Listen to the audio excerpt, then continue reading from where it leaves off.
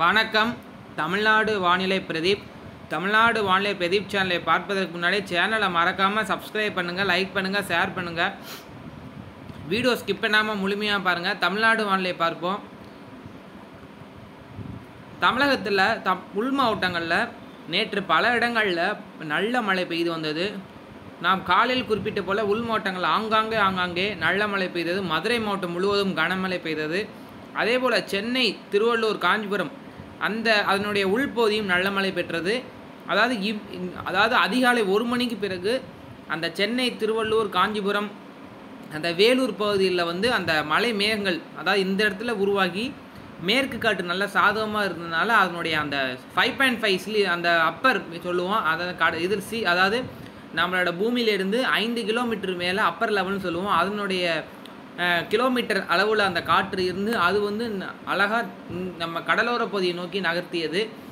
அதன் காரணமாக வட கடலோர பகுதியில் 1 மணிக்கு பிறகு நல்ல மழை பெய்தது. இப்போ கூட அந்த வேலூர் அதாவது இந்த ஆந்திரா, அந்த தமிழ்நாடு பார்டர் அந்த பகுதியில் கூட இப்போ கூட மழை பெய்துட்டு இருக்கு. அந்த கரண்ட் தான் நான் இப்போ காமிக்கிறேன். ஸோ இன்றைக்கி பார்க்கும்பொழுது பார்த்தீங்கன்னா நேற்றையோட இன்று பரப்பளவு அதிகமாக இருக்கும், இன்றோட நாளை பரப்பளவு அதிகமாக இருக்கும்னு சொல்லியிருந்தேன். ஸோ இன்று தமிழகத்தில் மதியத்துக்கு பிறகு அதாவது அந்த தென் உள் மாவட்டங்கள் மற்றும் அந்த புதுச்சேரி ஒட்டியுள்ள பகுதி, அதே மாதிரி இந்த நாகப்பட்டினத்தோட தெற்கு பகுதி, அதாவது இந்த பகுதி காற்று குவிதல் நல்லா பிரகாசமாக இருக்குது. இப்போ சென்னை, திருவள்ளூர், காஞ்சிபுரம், சேலம், நாமக்கல், மதுரை, தஞ்சாவூர், புதுக்கோட்டை, தூத்துக்குடியோட கோவில்பட்டி பகுதி, தூத்துக்குடியோட உள்பகுதி, அதாவது கோவில்பட்டி பகுதி மேற்கு பகுதி, ராமநாதபுரம் வடகடலோர பகுதி மற்றும் ராமநாதபுரம் நகர்பகுதி, அதே போல்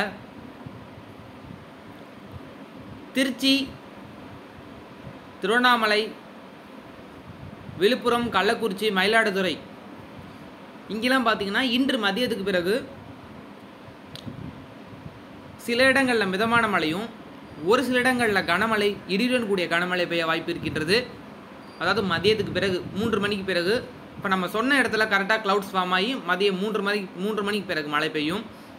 இன்றையோட பார்த்தீங்கன்னா நாளை மற்றும் நாளை மறுநாள், அதாவது 11, 12, 13 ஆகிய 3 நாட்களுக்கு தமிழகத்தில் ஒரு சிறப்பான மழை இருக்குது. அனைத்து பகுதிகளிலும் நல்ல மழை பெய்ய வாய்ப்பு இருக்கின்றது. வங்கக்கடலில் இலங்கை ஒட்டியுள்ள பகுதிகளில் ஒரு மேலடுக்கு சுழற்சி உருவாக வாய்ப்புள்ளது.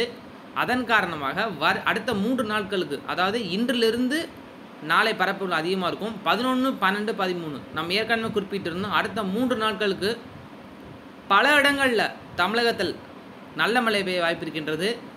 அதே போல் இந்த 14, 15 ஆகிய தேதிகளில் வட கடலோர பகுதியிலான சென்னை, திருவள்ளூர், காஞ்சிபுரம் மாவட்டங்களில் கனமழை பெய்ய வாய்ப்பு இருக்கின்றது. ஸோ அதனுடைய அந்த க்ளவுட்ஸோட அந்த 11க்கு அப்புறம் அதாவது இன்று நாளையோட அந்த ப்ரெசிபிடேஷன் உங்களுக்கு அனுப்புகிறேன். ஸோ இது நாளை ப்ரெசிபிடேஷன். ஸோ பாருங்கள், அந்த வட கடலோர பகுதியில் காற்று சிறப்பாக குமிகிறது உங்களுக்கு தெரியுது. ஸோ எல்லாமே தெரியுது உங்களுக்கு, அந்த கலரில் கொடுத்துருக்காங்க பாருங்கள். இந்த 11ஆம் தேதி 2 மணி நிலவரப்படி அதே சமயத்தில் தமிழகம் மேற்கு தொடர்ச்சி ஒட்டிய பகுதிகளிலும் மழை இருக்கும். அதாவது நீலகிரி. ஸோ தென்மேற்கு பருவமழை தீவிரம் காரணமாக தமிழகம் மேற்கு தொடர்ச்சி ஒட்டியுள்ள பகுதிகளிலும் கூட மழை தொடர்ந்து இருக்கும். அந்த க்ளவுட்ஸ் ஃபார்மேஷன் இருக்கும். அதே போல் பாருங்கள், இங்கே அதாவது நல்லா கவனிங்க, ஒரே டயத்தில் எல்லா இடத்துலையும் பெய்யாது. மாலை, அதாவது காலை, அதாவது மதியத்துக்கு பிறகு ஒரு சில பகுதிகளில் மழை பெஞ்சிச்சுன்னா எப்போவுமே நம்ம கோஸ்டலுக்கு வர்றதுக்கு நைட் ஆயிரும். அதாவது மேக்ஸிமம் 6 மணி 7 மணி ஆயிரும். 11 மணிக்கு 12 மணிக்கு உள் மாவட்டத்தில் ஃபார்ம் ஆயிடுச்சுன்னா கோஸ்டலில் வருது ஈவினிங்குள்ளே வந்துடும் கோஸ்டலுக்கு. அதாவது உள் மாவட்டத்தில் ஃபார்ம் ஆகி இங்கே வந்துடும். ஆனால் உள் மாவட்டத்தில் 5 மணி 6 மணி ஃபார்ம் ஆகும்போது நம்ம கோஸ்டல், இப்போ இங்கே க்ளவுட்ஸ் உருவாக இந்த கோஸ்டல் இங்கே தள்ளணும். அதுக்கு தேவையான காற்று இங்கே வேறணும். இப்போ இங்கேருந்து மேற்காற்று வருது பாருங்க, கூட இங்கேருந்து உள்ளே இங்கே தள்ளணும். அப்போ தள்ளும்போது உங்களுக்கு இன்னும் கொஞ்சம் உங்களுக்கு அந்த டைம் எடுத்துக்கிறோம். சீக்கிரம் தள்ளிச்சுன்னா 7 மணிக்கு உருவாகும். இல்லை லேட்டாக ஆயிடுச்சுன்னா கோஸ்டலுக்கு 9 மணிக்கு இந்த க்ளவுட்ஸை உள் மாவட்டத்தில் மழை பெய்யக்கூடிய பகுதியை தள்ளும். ஸோ பார்த்தீங்கன்னா உங்களுக்கு தெரியுதா உங்களுக்கு. அடுத்து 12ஆம் தேதி பார்ப்போம். இது இப்போ நான் வச்சு இப்போ 11ஆம் தேதி இப்போ 12ஆம் தேதி பார்க்கும்போது பாருங்கள், ஒரு மேலடுக்கு சுழற்சி காரணம் நான் சொன்னேன், இந்த எம்ஜிஓ மேடியன் ஜூலியன் ஆஸ்கிலேஷன் நம்மளோட இந்திய பெருங்கடலில் நுழையும் பொழுது எப்போவுமே க்ளவுட்ஸ் இங்கே பே ஆஃப் பெங்காலில் உருவாக்கும்.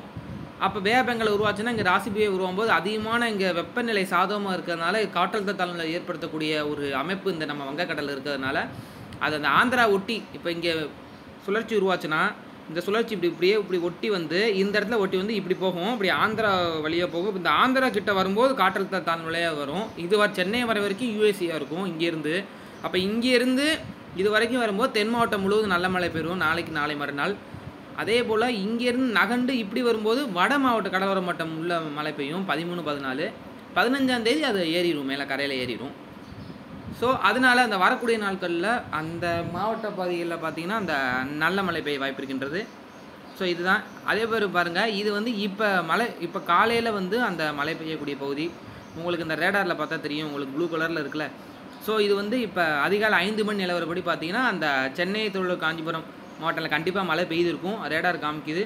அதே போல் அந்த புதுச்சேரி அந்த கடல் ஒட்டி உள்ள பகுதியில் தெரியுது உங்களுக்கு க்ளவுட்ஸ் இருக்குது, திடீரென கூடிய தீவிரமான க்ளவுட்ஸ் இருக்குது. அந்த புதுச்சேரி அந்த அதுக்கு இடப்பட்ட அந்த ஒட்டி உள்ள க்ளவுட்ஸ். ஸோ இப்போ இங்கே ஃபுல்லாக நல்லா மழை பெய்துகிட்டு இருக்குது. இப்போ கூட தூறல் சாரலாக இருக்கும் இந்த சென்னை, திருவள்ளூர், காஞ்சிபுரம் மாவட்டம் அந்த பகுதிகளில். மற்றபடி கிளியராக இருக்குது. ஸோ இது வந்து மாலை 3 மணிக்கு பிறகு மீண்டும் இந்த மழையோட அந்த நிகழ்வு இதாகும், அதிகரிக்கும். ஸோ அது பாருங்கள் சேட்டலைட் பிக்சரில் தெரியுது, அவங்க ஒயிட் கலர் இருக்கா, ஃபுல்லாகவே க்ளவுட்ஸ் வந்து எல்லாமே தமிழகம் முழுவதுமே கிட்டத்தட்ட உங்களுக்கு ஃபுல்லாக மேகமூட்டமாக தான் இருக்குது. ஸோ பாருங்கள் இங்கே ஃபுல்லாகவே பாருங்கள். ஸோ எம்ஜிஓ வந்து உங்களுக்கு இப்படி உள்ள நுழையும் போகிறதுனால ஸோ க்ளவுட்ஸ் இங்கே ஏற்படுத்திகிட்டு இருக்குது. ஸோ இங்கே ஏற்படுத்தும் போது இங்கே யூஎஸ்சி ஃபார்ம் ஆகி நெல்லையிலேருந்து உங்களுக்கு மழை கொடுக்கும். ஸோ தமிழகம் முழுவதுமே மேகமூட்டமாக தான் இருக்குது. ஸோ இன்றைக்கி ஃபுல்லாக இப்படி தான் இருக்கும், மேக்ஸிமம் மேகமூட்டமாக தான் இருக்கும், ஒரு சில இடங்களில் தான் வெயில் இருக்கும். ஸோ மீனவர்களுக்கான வானிலை இருக்குது. அடுத்த 2 நாட்களுக்கு கரைப்பகுதியில் மீன் பிடிக்குமாறு கேட்டுக்கொள்ளப்படுகிறார். மன்னார் வளைகுடா, குமரிக்கடல், வங்கக்கடல் மற்றும் இந்த வடக்கு ஒடிசா ஒட்டி உள்ள பகுதியில் மட்டும் காற்று அதிகமாக இருக்கும், 40 முதல் 50 கிலோமீட்டர் வேகத்தில். ஸோ அவங்க மீனவர்கள் எச்சரிக்கையாக இருக்க வேண்டும் என்று கேட்டுக்கொள்ளப்படுகிறார்கள். நன்றி. சேனலை மறக்காமல் சப்ஸ்கிரைப் பண்ணுங்கள். நாளை காலை இன்னொரு வானிலைகளில் சந்திப்போம்.